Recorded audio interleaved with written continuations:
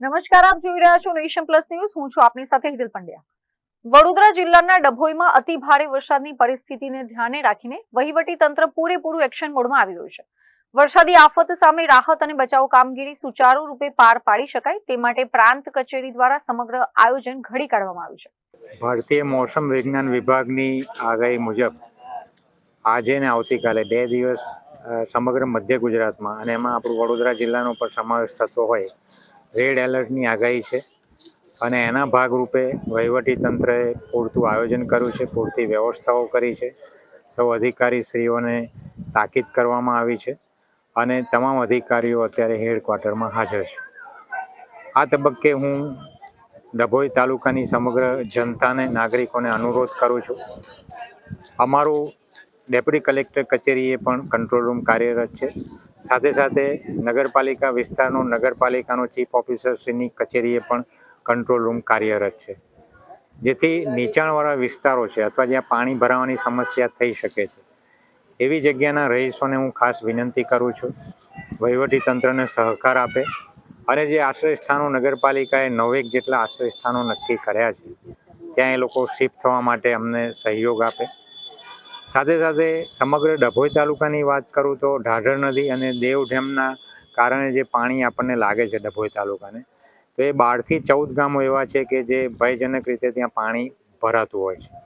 તો એવા ગામોના નાગરિકોને પણ હું આ તબક્કે અપીલ કરું છું એ વિસ્તારો માટે પણ તાલુકા કક્ષાએથી, તાલુકા વિકાસ અધિકારીશ્રીની કક્ષાએથી 13 થી 19 આશ્રય સ્થાનો નક્કી કરવામાં આવ્યા છે.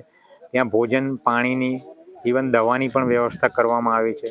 તો એમાં એ નાગરિકો ત્યાં આશ્રય સ્થાનમાં સ્થળાંતર થાય એ માટે એમને પણ હું નમ્ર અને આગ્રહભરી વિનંતી અપીલ કરું છું. સાથે સાથે સામૂહિક આરોગ્ય કેન્દ્ર અને પ્રાથમિક આરોગ્ય કેન્દ્રમાં પણ દવાઓનો પૂરતો જથ્થો આપણે ત્યાં ઉપલબ્ધ છે.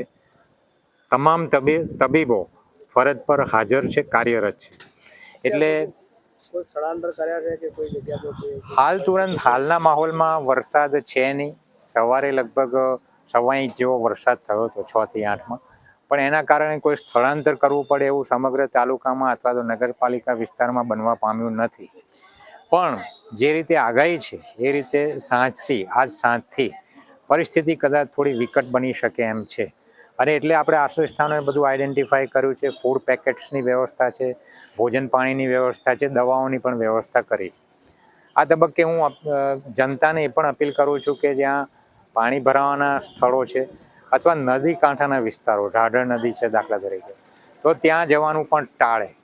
અને સાથે સાથે તાલુકાના જે 8-9 રસ્તાઓ છે કે જ્યાં પાણી ભરાય અને રસ્તા બંધ થવા સંભવ છે, તો ત્યાં પણ જાહેર જનતા પ્રવેશે નહીં અથવા ત્યાં નજીક પણ ન જાય.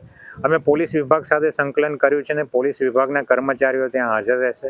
સાથે સાથે આપણે ભયજનક વિસ્તારના ત્યાં સાઇનેજીસ બોર્ડ પણ લગાવેલા છે.